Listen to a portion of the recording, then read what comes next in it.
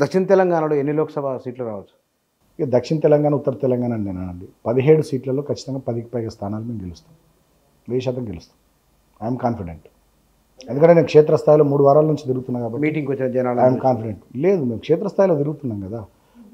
ప్రజలకు కాంగ్రెస్ పార్టీ ప్రభుత్వంలో ఏం ఉనగూర్తలేదు, ఏం వస్తలేదు అనేది అర్థమైపోయింది కదా. కాబట్టి డెఫినెట్గా మళ్ళా ప్రజల పక్షాన నిలబడేటటువంటి పార్టీ, గొంతెత్తే పార్టీ బీఆర్ఎస్ అనేటటువంటి భావన ఉంది. ఇప్పుడు రేపు గోదావరి నీళ్ళు తీసుకొని పోతే మాట్లాడేటోళ్ళు ఎవరు? కాంగ్రెస్ వాళ్ళు మాట్లాడతారా, బీజేపీ వాళ్ళు మాట్లాడతారా? మొత్తం కృష్ణా మీద ప్రాజెక్టులను కేఆర్ఎంబీకి అప్పచెప్తే మాట్లాడేటోళ్ళు కాంగ్రెస్ వాళ్ళ, బీజేపీ వాళ్ళ? రేపటి రోజున సింగరేణిని అదానికి అమ్మేసి కుట్ర చేస్తూ ఉన్నాడు రేవంత్ రెడ్డి. దావస్లో ఇంటర్నల్ అగ్రిమెంట్ చేసుకుని వచ్చిండు. వివేక్, పొంగులేటి శ్రీనివాసరెడ్డి, రేవంత్ రెడ్డి వీళ్ళంతా కలిసి సింగరేణిని మొత్తం అదానికి అప్పచెప్పి కుట్ర చేస్తూ ఉన్నారు. రేపు సింగరేణి కాపాడబడాలంటే ఎవరు ఉండాలి? కాంగ్రెస్, బీజేపీ ఉండాలా, లేకపోతే బీఆర్ఎస్ ఎంపీలు ఉండాలి? కాబట్టి ఇటువంటి చాలా విషయాల్లో డెఫినెట్గా తెలంగాణ దళంగా, తెలంగాణ గలంగా, తెలంగాణ బలంగా బీఆర్ఎస్ ఎంపీలు ఉండాలి. ఇది ప్రజలకు అర్థమవుతా ఉంది. అంటే మీరు వివేక్ ప్రస్తావన ఎందుకు మిమ్మల్ని ఓడగొట్టిననే కోపంతో? ఎవరు? వివేక్ పేరు ఇట్లా అది అట్లా చేసి కదా. ఓడగొట్టిగానే ఏం కాదు. నేను ఇందాక చెప్పిన రాజకీయాల్లో గెలుపులు ఓటములు సహజం.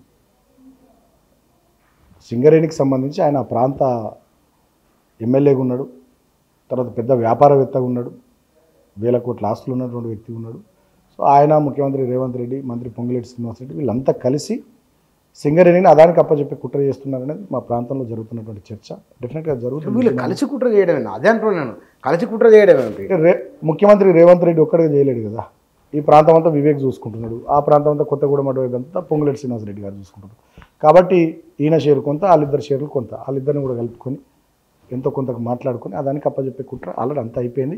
పార్లమెంట్ ఎన్నికల తర్వాత అది క్షేత్రస్థాయిలో నిజం కాబోతుంది అనేది మా సింగరేణి కోల్బెల్ట్ ఏరియాలో ఉన్న చర్చ. చూద్దాం ఒకసారి. ఇప్పుడు అవన్నీ ఆరోపణలు నిజం కావచ్చు, కాకపోవచ్చు. మీరు ఓడిపోవడానికి ఈర్ష్య, అసూయ, జెలస్ ఏవో అవి కారణాలు అన్నారు. రేవంత్ రెడ్డి చాలా కారణాలు చెప్పి చాలా ఉన్నాయి. రేవంత్ రెడ్డి అంటే వీటితోనే నా మీద దుష్ప్రచారం చేసి రేవంత్ రెడ్డి ముఖ్యమంత్రి అయితే కూడా మీరు అదే జెలస్ ఫీల్ అవుతున్నట్లు అనుకోవడానికి కూడా అవకాశం ఉంటుంది కదా. మేము జెలస్గా ఫీల్ అవుతాను. నేను మీకు మంచి ప్రశ్న అడిగారు, నేను కూడా మంచి సమాధానం ఇందాకే చెప్పినాను. రేవంత్ రెడ్డి గారు ముఖ్యమంత్రి అయినరు, అయినాక ఆయన ఏం చేయాలి? ఆయన ఇమేజ్ పెంచుకోవాలంటే కేసీఆర్ కన్నా ఎక్కువ మంచి కార్యక్రమాలు చేయాలి. కరెంటు మంచి ఇవ్వాలి, మంచి నీళ్ళు ఇవ్వాలి, సాగునీళ్ళు ఇవ్వాలి, పథకాలు. ఇంకా కేసీఆర్ కిట్ ఎందుకు బంద్ చేసారు? నేను మాట్లాడుతున్నా, చెప్పండి. ఆసరా పెన్షన్ జనవరి నెలది ఎందుకు ఎగ్గొట్టిరు మీరు చెప్పండి. తర్వాత ఇంకోటి overseas scholarship, SC, ST, BC minority పిల్లలు అబ్రాడ్కి పోయి చదువుకుంటే 20 లక్షలు ఇచ్చేది మేము. 5 నెలల్లో ఒక్కరికి ఇచ్చిరా? బయట పెట్టమన్నారు ప్రభుత్వాన్ని. మీకు ఇంకా దుర్మార్గమైన విషయం తెలుసా?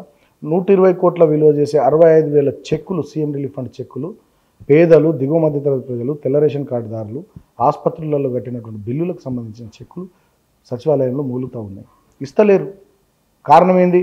అప్పుడు బీఆర్ఎస్ ఎమ్మెల్యేలు ఇచ్చినటువంటి రిప్రజెంటేషన్స్ అని చెప్పి వాటిని ఆపారు. అక్కడ పేదోడు, మధ్యతరగతి ప్రజలు, దిగువ మధ్యతరగతి ప్రజలకు బీఆర్ఎస్, కాంగ్రెస్, బీజేపీ అని ఉంటుందా? వాళ్ళు మా దగ్గరికి ఎమ్మెల్యేల దగ్గరికి వస్తే మేము మా లెటర్ హెడ్ పెట్టి ముఖ్యమంత్రి కార్యాలయానికి పంపిస్తాం, అంతే కదా. వాళ్ళే కూడా ఆపాల్సినటువంటి ఇంత కక్ష సాధింపు ఏంది అంటే ఇవాళ జరుగుతున్నది ఏంది? ప్రతీకార పాలన, ప్రజాపాలన పేరిట ప్రతీకార పాలన జరుగుతూ ఉంది. ఇందిరమ్మ రాజ్యంలో ఎమర్జెన్సీ రోజుల కంటే ఎక్కువ దుర్మార్గమైనటువంటి రోజులు నడుస్తూ ఉన్నాయి. ప్రశ్నించే వాళ్ళ మీద కేసులు పెడతా ఉన్నారు. సోషల్ మీడియాలో పోస్టులు పెడుతున్నారు పిల్లలు, పెడతారు. ఎస్ఐ ఫోన్ చేస్తాడు, సిఐ ఫోన్ చేస్తాడు, పోలీస్ స్టేషన్లకు పిలుస్తారు, రోజంతా కూర్చుండ పెడతారు, బెదిరిస్తారా? ఇట్లుంటుందా? ఈ 3 నెలలనే 5 నెలలు మేము అసలు నిజంగా పుచ్చిన మీరు ఆలోచించారు. మేము గట్లా అనుకుంటే యూట్యూబ్లో ఉండేటోళ్ళు లేచిన కాంచెల్ని ప్రొద్దున పండేదాకా మమ్మల్ని తిట్టిన వాళ్ళు ఎవరిని ఏమన్నాం? 10 ఏళ్ళు మేము ఉన్నాం కదా అధికారంలో, ఎవరినన్నా ఏమన్నా అన్నామా? పేపర్లు, ఏ పేపర్లో మీకు తెలియదు. మీ ఛానల్ పేపర్ అంతకుముందు మీరు ఉన్నది అది V6 వెలుగు, అడ్డగోలుగా మా మీద వ్యతిరేకంగా రాసేది. ఏమన్నాం మేము వాళ్ళను? ఏమన్నా అన్నామా? అదేవిధంగా ఆంధ్రజ్యోతి వాళ్ళు, తర్వాత మిగతా ఛానళ్ళు, మిగతా పేపర్లు, మిగతా కొన్ని యూట్యూబ్ ఛానళ్ళు, సోషల్ మీడియాలో నమస్తే తెలంగాణ ఉంది. సరే, వాళ్ళు చెప్పేది వాళ్ళు చెప్తారు, వాళ్ళు చేసేది వాళ్ళు చేస్తారు. నేనేమంటున్నా అంటే మేము కక్ష సాధింపు ధోరణితో పోయినామా? అది నేను అన్నమాట. పోయినామా? కానీ వాళ్ళ ఈ 4-5 నెలల్లోనే మీకు ఎందుకు అంత అహంకారం, ఎందుకు అంత కక్ష సాధింపుతోని అంత ప్రతీకారంగా ఎందుకు పనిచేస్తూ ఉన్నారు? అది కరెక్ట్ కాదంటున్నా. విమర్శల్ని కూడా తట్టుకునేటటువంటి దాన్ని ఏమంటారు, బ్రాడ్ థింకింగ్ రావాలి, ఆ మెచ్యూరిటీ లెవెల్స్ పెరగాలి. నిన్న కూడా నేను ముఖ్యమంత్రి గారిది ఒక ఇంటర్వ్యూ చూస్తుంటే విలేకరులను లోపలేయాలంటాడు ఆయన. చంద్రబాబు నాయుడు నా గురువే కాదు, ఎవడన్నా గురువు అంటే నేను సహచరుని, ఎవడన్నా గురువు అంటే ముడి మీద అంతా అని మాట్లాడుతున్నారు. ఏం భాష అది? ఏం మాట్లాడుతున్నారు? ఓపిక ఉండాలి. నేను రేవంత్ రెడ్డిని ఈ ప్రభుత్వాన్ని మళ్ళా మీరు మాట్లాడి ట్రోల్ చేస్తారు, అది గుర్తుపెట్టుకొని మాట్లాడండి. ఇప్పుడు ఆయనకు మీరు సజెషన్ చేస్తున్నారు కదా, ఒక సూచన చేస్తున్నారు కదా, మళ్ళీ మీరు ఎవరైనా తిట్టినరో అంతకు పూర్వం ఏమన్నా చూసుకొని మాట్లాడినారు, మిమ్మల్ని ట్రోల్ చేయగలరు. నేను ఎన్నడూ నా గురువుని తిట్టలేదు. ఎన్నడూ కేసీఆర్ నా గురువు అని ఓపెన్గా చెప్తున్నా, ఇంకా 30 ఏళ్ళ కూడా చెప్తాను. నేను ఎన్నడూ తిట్టలేదు. ఈయనలాగా మాట మార్చేటోడిని, నాలుగు మాట తీసుకోండి కాదు, నేను క్లియర్ చెప్తున్నాను. ఇప్పుడు కూడా కేసీఆర్ నా గురువు, రాజకీయ గురువు, నాకు రాజకీయ ఉన్నమాలు నేర్పింది ఆయన. ఏదో జరుగుతుంటారు, ఏం జరగవచ్చు. లోక్సభ ఎన్నికల తర్వాత నేను అనుకోవడం బీఆర్ఎస్ 10 నుంచి 12 ఎంపీ స్థానాలు గెలిస్తే డెఫినెట్గా కాంగ్రెస్ పార్టీలో కల్లోలం అయితే వస్తుంది.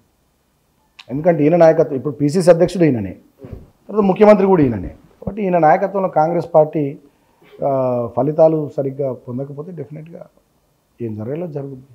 ఇప్పుడు బీజేపీ వాళ్ళు అంటున్నారు కదా, మన ఏకనాథ్ షిండే, మహేశ్వర్ రెడ్డి అని అంటున్నాడు, ఏమంటున్నాడు, ఏకనాథ్ షిండేలు వస్తారని. లక్ష్మణ్ గారు అంటున్నారు, కిషన్ రెడ్డి గారు కూడా అంటున్నారు, బీజేపీ వాళ్ళందరూ మాట్లాడుతున్నారు. మరి ఏమైనా జరగవచ్చు. మేము మాత్రం, నేను మళ్ళీ చెప్తున్నా, మేము ఏం చేయం, మాకు అవసరం లేదు.